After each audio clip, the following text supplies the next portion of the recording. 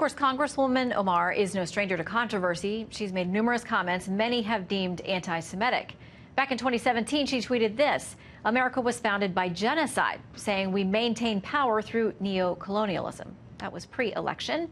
So let's bring in Julian Epstein, former chief counsel for the House Judiciary Committee, and Fox News contributor Guy Benson to debate or discuss. We'll see how it goes. Gentlemen, welcome to you both. Hi, Shannon. Okay, so Chad talked about the initial tweet there by Dan Crenshaw, a Republican freshman as well, saying this is unbelievable. So retweeting his tweet and another, Congresswoman Omar added this. She said, "This is dangerous incitement.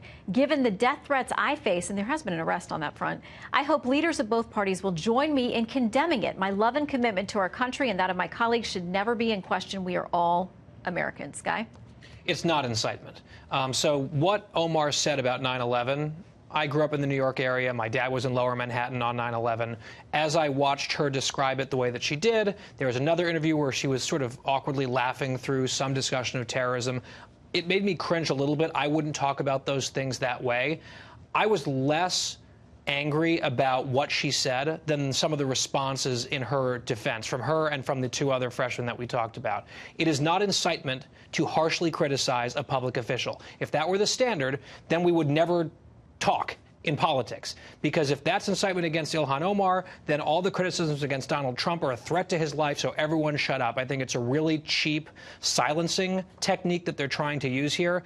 And the other thing quickly that bothered me from AOC and the others, I guess, to leave, they both suggested this was racist. No, you can have a big problem with it, with what Omar said or how she said it without being a racist.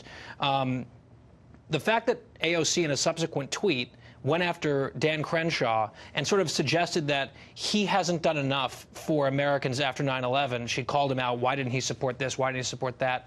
Dan Crenshaw, after 9/11, signed up, wore the uniform, went to Afghanistan, and lost an eye. So I think AOC and her crew should be a little bit careful before they start throwing around questioning people's commitment to the country after 9/11. Well, Julian, he responded to her tweet. Crenshaw, again, back to her, said this: "I never called you un-American. I did not incite any violence against you. You described an act of terrorism on American soil that killed thousands of innocent lives as, quote, some people did something. It's still unbelievable, as is your response here." I don't think those two are going to be eating lunch together in the House cafeteria, the members' dining room. Who knows? They had that famous beer summit at the White House. I actually think you make a good point about the reaction, the defense of Omar being kind of really over the top and kind of being not constructive and really not helpful.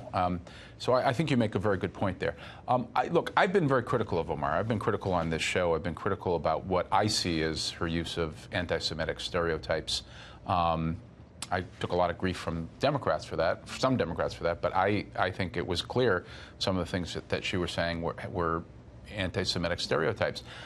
Here, her explanation is that she really, what she was trying to get at was the mistreatment of religious minorities after 9/11, and that was the point she was trying to get to. And I don't really know what's in her heart. Maybe she should be called to explain for that, to explain it. I think she ought to explain it. But to bring up invoke the idea of racism as a defense of her, what do you make of that?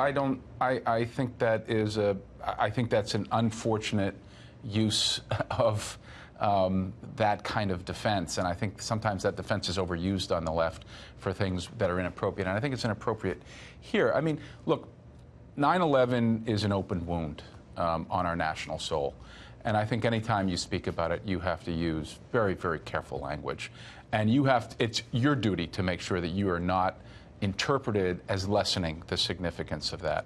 And whether she was or wasn't, the language that I think she used, just from a political point of view for Democrats, is just really, really bad politics for Democrats. And I think digging in the way some of her defenders have done, to your point, and I think saying that this is the attack on her was racially driven, I just don't think helps matters that much. Anything that you think she needs to say or will, because she may not feel like she needs to apologize. She has said she's taken out of context quickly. Well, she didn't apologize for her anti-Semitism, right? She did this apology there, that apology there, did a victory lap after the Democrats failed to condemn her.